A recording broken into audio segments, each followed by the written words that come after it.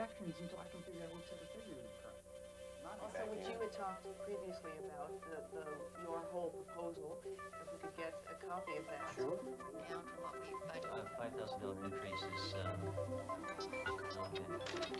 What is the percentage here? Yes. Do you have the number there? If he calls in, do you want me to? I don't write up this project. As I said, my job is just to get this stuff out. But This long-range planning.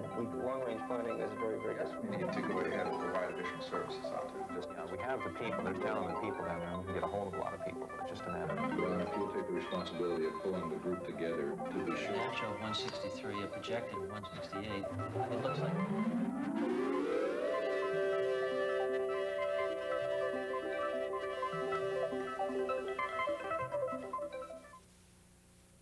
Control systems. They're essential to any organization, but often difficult to manage.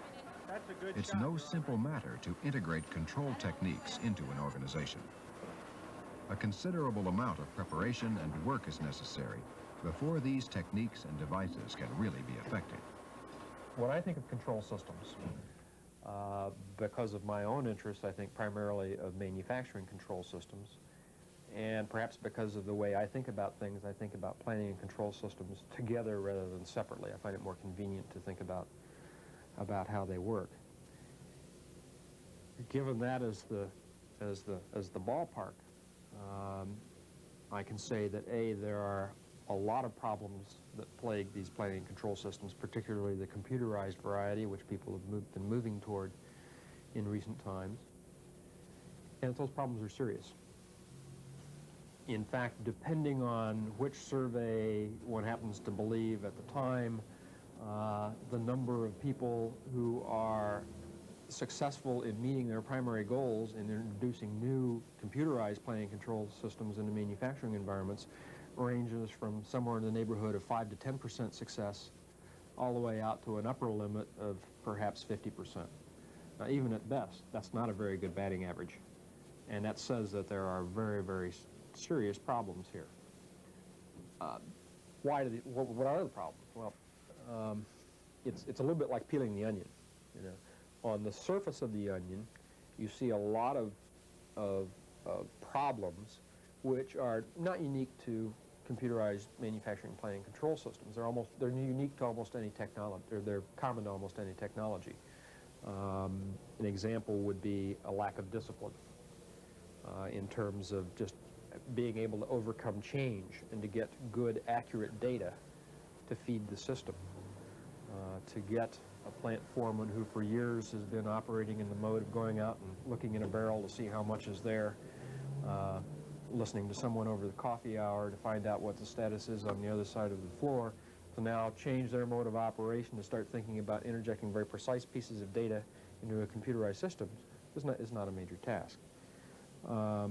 Beyond that, as you peel the onion, the next layer of problems you might encounter is, well, it's really a lack of management commitment. Because if management was really committed, they would somehow create an environment so that this person who's out on the floor having to do all these things would do them. Either the appropriate kind of motivation that's required, and tools and so on and so forth. You peel the onion a little bit more and you said, well, management might do that, except that there's a lack of education. Somehow, not only managers aren't trained well enough in what the right expectations are for this planning and control system, but the workers don't understand what's really going on, the people that have to operate with it, so everyone reigns in confusion. Because workers are a vital part of any control system, human behavior must be taken into account when such a system is implemented. It's difficult, if not impossible, to measure behavior without having some effect on the behavior that's being measured. Control systems can stimulate performance and improve morale. However, they can also have an unintended negative effect. Employees may begin to emphasize areas of their job which are measured at the expense of those which aren't. Sometimes employees work in a way that will make their performance look good for one particular period. They may save up units in a production process so they can report them at a time when they don't want to work as hard. This kind of behavior may have negative effects on both production scheduling and quality. Another form of the negative impact of some control systems is employee resentment. This resentment can be expressed in a number of ways, from simple grumbling to actual sabotage. Any control that's perceived as demeaning, unnecessary, or too strict will be less effective because of employee resistance. For a control system to function properly, it must have employee support, or at least a tolerable level of acceptance. From the very nature of control, people automatically have a reaction to it that it's not positive. We all want to be free spirits within certain operating environments, and we accept that. But when managers put the word control out, people think that it's controlling their actions, which it well may be, but there are some necessities for control. So we have a normal people reaction to it, and this can create a conflict in the environment. No one likes their performance measured. No one likes to be to have their report card exposed publicly. My son discovered my 8th grade report card this week and saw that I got a D in a class, and I haven't quit hearing the end of that. And even so many years have gone by, it's still an embarrassment to me that I got a D in the 8th grade. People, I'll never find the answer to solving people's inhibitions to wanting to have their performance measured. The best I can do is to be able to convince people in the management process and at the working levels that gaining that visibility is a help to them. All control systems face a common challenge: to ensure that the system produces the desired results without overly inhibiting the employee. In fact, one of the major tasks of management is to minimize this potential conflict. When control systems are perceived as oppressive, employees often rebel. This rebellion sometimes takes the form of an adversary relationship between the workers and the control systems. Employees may try to fool the system, or at least manipulate the control devices in order to make themselves look good. Now, when that situation develops, the control mechanism loses much of its effectiveness, because a control system will not work without the cooperation of the people who supply the system with its basic information. When management creates a rigidly controlled environment, employees are forced to produce the right numbers. Consequently, they often focus on the wrong goals.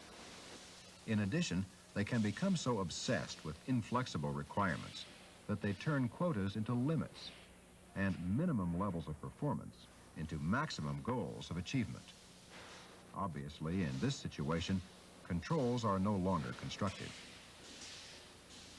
Obsessive attention to producing impressive numbers sometimes results in wasteful behavior. An example of this occurred some time ago in the New York City social welfare system. In an effort to increase the productivity of employees who administer the program, management began to place a heavy emphasis on the number of cases that each worker processed. The theory was that this would eventually save money in employee costs, money that could then be put into the benefits area. However, many of the workers felt that this emphasis was severely damaging the quality of counseling given to welfare clients. As a result, staff members spent a considerable amount of time fabricating interviews. Although this tactic appeared to increase productivity, both management and staff members suffered in the long run. Now, a finance director of one of our large consumer products companies was telling me recently that they did an investigation into how their budgetary control system was operating in their company, and they found that because the budgets were being changed so frequently, that they weren't being used by operating managers very much. And indeed, the very phenomenon that I've just described was happening in his company. The salesmen, the production managers, the distribution managers had invented their own parochial systems for control, and they worked very well. And so what the company has decided to do is to dismantle the budgetary control system and allow managers to carry on using their own systems, their own autonomous systems, for their own control of their own activities. But what is puzzling them And what they're working on at the moment is nevertheless, how can you design a financial control system to bring all the parts together? Because of course what a large organisation still requires is a control system in the large. We cannot manage with lots of control systems in the small. One has to pull them together, they have to be integrated, and we have to make sure that all the parts of the organisation are working for the benefit of the group as a whole. In devising an effective control system, it's also important to allow sufficient time between the completion of a task and the measurement of performance to give the results a chance to become apparent. All too often, this rule isn't followed. Projects are pulled up by the roots before they've had a chance to yield results. For example, a college textbook editor stated it would take 5 to 7 years to find authors, write manuscripts, and have the books published. But his performance was still criticized when revenues didn't increase 2 to 3 years after the project was underway. Another important technique that can increase the effectiveness of controls is feedback. Managers shouldn't wait until a problem exists to take corrective action. An effective quality control system does more than just monitor the final product. It's not enough to simply inspect finished goods or completed activity. This may stop defective work from leaving a particular area, but will do nothing to locate or correct the cause of the problem. Good managers need to establish systems that monitor activities and processes as they happen. But at Mary Kay, we achieve cosmetic quality through the individual effort of all the employees that are involved in their personal inspection of products as they go through the plant. Our overall goal is to achieve 100% inspection at several different levels throughout the production process, and actually stress very heavily in our automation projects, not removing people, but giving people time to do the quality inspections that are difficult to do when a line is running at 200 a minute. Probably the best quality control procedure we have is the fact that quality doesn't come from the quality control department. It comes from the production people, the supervisors, myself, the man on the job. He's the one that makes the quality, and he has to do the job. We don't rely heavily on inspectors to find defects and repair them. We want to eliminate the defects so they aren't there for the inspector. If you feel that quality control is the only people responsible to have quality, you're going to have as much quality as the inspector can find and get fixed. And when things are fixed, they aren't the same as when they're done originally the right way. And that's the only way it can be done. A control system is most likely to be accepted by workers if they've participated in its design. There are several reasons for this. First, employees have a better understanding of the need for the control if they're included in the design process. Resistance to controls is motivated in part by a feeling that the control is unnecessary, that it interferes with getting the job done. When employees can see that the control is serving a valid function, they're more likely to accept it. They're also more inclined to take responsibility for the system if they have a stake in its planning. In order for an organization to more effectively deal with control, we go back to some of the original concepts in planning and decision-making and leadership, is that you involve the people in the process, try to talk to them about what kind of controls you're developing, and get their input on it. It has a couple of major accomplishments by doing that. One is that people accept it more readily, and secondly, they'll be able to understand and make adjustments to it as an ongoing process. You can also do some kind of managerial approaches, which would be, we could do some controlled experimentation when we inputted the control devices to make sure that they will work. Use a control group and an experimental group. We could also look at it in terms of a study for when the project or control was implemented, what happened before and what has happened since. We can look at impacted areas by control and non-impacted areas. What I'm trying to say in the long range is that control is not something to be taken lightly. It has a number of impacts on people and the organization. And the more readily you look at the controls that you're doing, make sure that the controls are current and up to date, that they haven't grown out of date, and that people accept them, then they'll work better. I have here one of the most eloquent statements about American management philosophy that I've ever read. It wasn't written by a professor. It wasn't written by a popular writer. It was written by an American automobile worker. And all he says is this, I'll quote briefly. He said, I, an American automobile worker, at least I used to be. I was just laid off after 16 years. And he proceeded to talk in the article, this is from the Los Angeles Times last May, about his frustrations in being an American worker, what it's like to be managed by American managers. And he makes this one statement. He said, the worker who performs a certain task 320 times a day, 5 days a week, knows more about the specifics of his job than anyone else. Yet in 16 years, I have never been consulted or seen any other assembly line worker consulted on how to improve a job qualitatively or quantitatively. And he said, I don't believe it's inherent in human nature to do a lousy job. Most people want to be involved in their work. They want to know how their job relates to the whole. And he proceeds to say that the automobile worker can only build as good a car as he's permitted to build. Quality isn't something that's concerned with only when there's a slack in production. We on the line take our cues from those in management. If they don't care about quality, we don't either. Finally, the control system that's been designed with the help of the employees may actually work better than a system imposed from the top. There's little doubt that employees are better able to operate a system that they help create. In addition, the employee who's most familiar with the controls will be able to quickly see the need for modifications and changes. The result is a more flexible and responsive control system. There's another thing I picked up recently. This is from the May 5th issue of Time magazine. It's called Stunning Turnaround at Tarrytown. Whole page of the business section devoted to the stunning turnaround at Tarrytown. What is it? It's the story of the Tarrytown plant of General Motors. And the article points out how in the past this plant has always been a tough plant. 2,500 outstanding labor grievances, 15% of all the welding that was done was defective, and so on. And now today there are 20 outstanding labor grievances, and production welds have dropped to 1.5% problems and stuff like that. So there's been this dramatic turnaround over a 5-year period at Tarrytown. What happened? 5 years ago, they were getting complaints, a lot of complaints about the cars being made at this plant, and one of the complaints related to leaky windshields. And they tried everything. As the article said, they adjusted the line, they brought engineers down there to figure out better ways to put in windshields. And they noticed when they did some research that one shift on one line did not have any complaints about leaky windshields. So they went down there and they talked to the foreman of that shift. And they looked at what his people were doing, and they weren't following the rules. They were doing something differently. And they noticed that instead of putting the windshields from the bottom first, they put them in from the top first, and they added a little glue down the bottom, none of which was called for in the protocol of putting in windshield. So they went to the foreman and they said, what are you doing and why are you doing it? He said, well, if you don't put in the windshields this way, they're going to leak.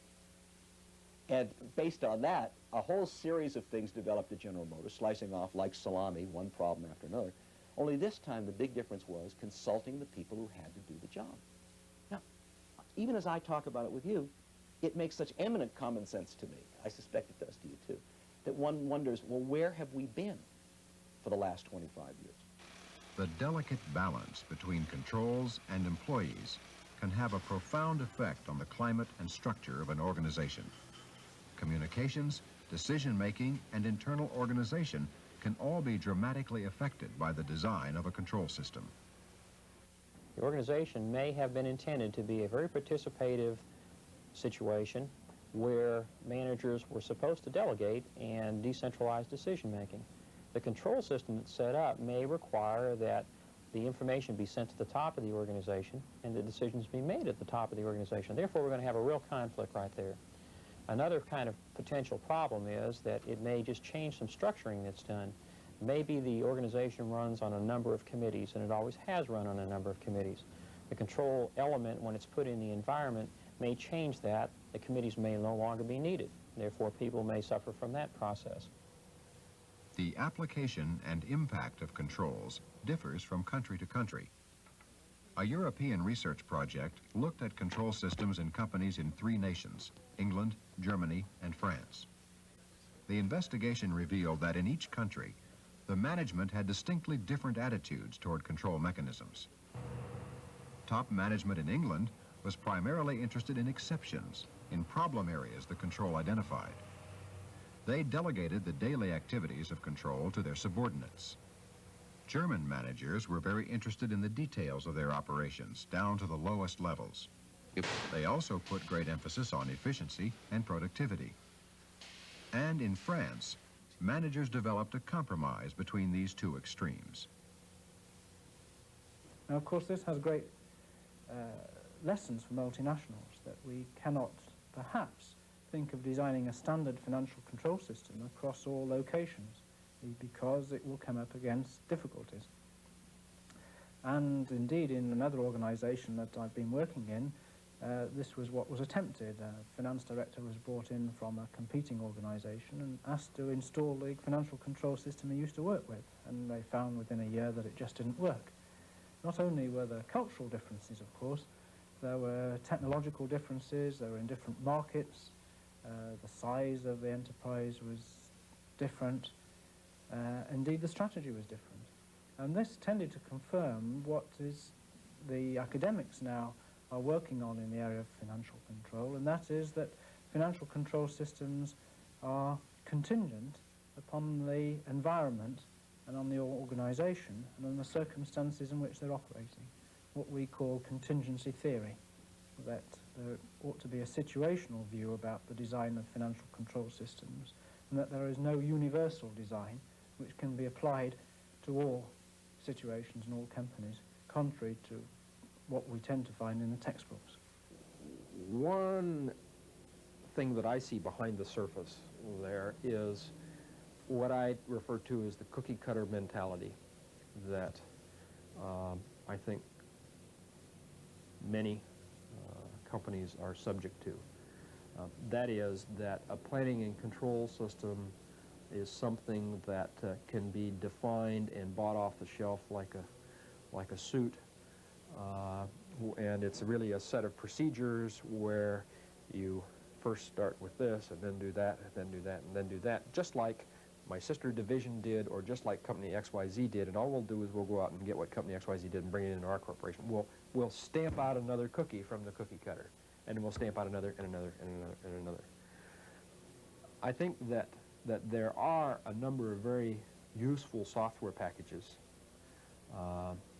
that have really been very helpful to manufacturers in particular introduce new planning and control systems into their environments.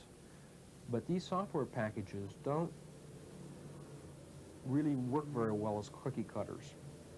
They require that every company think very carefully about what their task is, the way they compete, the kinds of people they have, the constraints that are placed on them, and the kind of culture that they develop and foster. Hopefully all those things are internally consistent before you move to a definition of what that planning and control system is. And I think that because we all would want to hope that there is a great cookie cutter out there that I can just go out and replicate and avoid all that work and time, I think we bring many of these problems on ourselves. Right? And that really comes back to, I think, many managers us underestimating the size of the job in terms of getting an effective planning control system working. The impact of controls on both personnel and the organization is often very subtle. Because controls tend to restrict and program behavior, corporations and individual employees can get locked into patterns that become very comfortable. The result is a kind of organizational myopia in which people blindly repeat the past without questioning a control system's current usefulness. Although control systems are effective at identifying problems, they are not particularly effective at connecting problems with all their potential causes.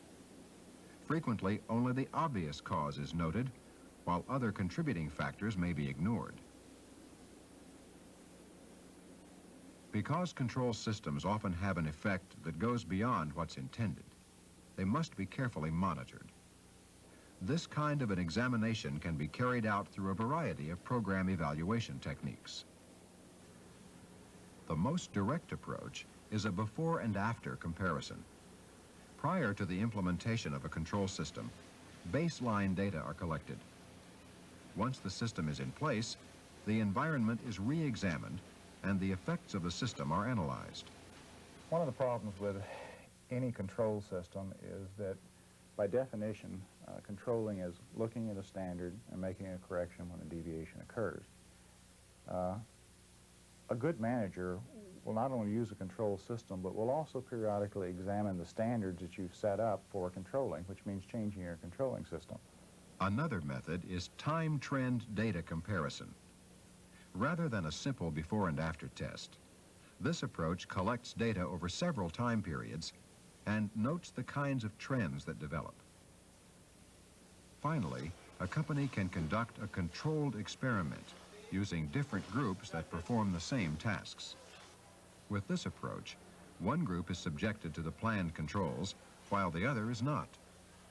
Although difficult to carry out in a business environment, this technique provides the best information about how the control system will work.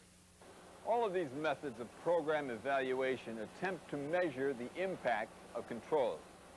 Now, the ultimate goal of this measurement process is to ensure that the controls will have a positive effect on organizational behavior. So managers constantly need to review the controls in use. Do they still fit the goals of the company? Are the controls serving the structure of the organization, or is the organization serving the controls? How have controls affected the decision-making within the company? And has the effect of controls been positive or negative? Now, obviously, it's important that the information that a control system reveals about a performance is accurate. It's also important, however, that this information not be uniformly critical. Most people simply can't tolerate a continuous message that their performance deviates from accepted standards. Constant negative feedback can have a very strong negative impact on employee motivation. If an employee's performance continuously deviates from what's expected, the manager needs to first of all find out why and then adjust either the expectations or the performance. It's clear that simply putting a control system in place is simply not enough. Managers need to monitor controls, to control the control system, so to speak. Only then can these systems function effectively.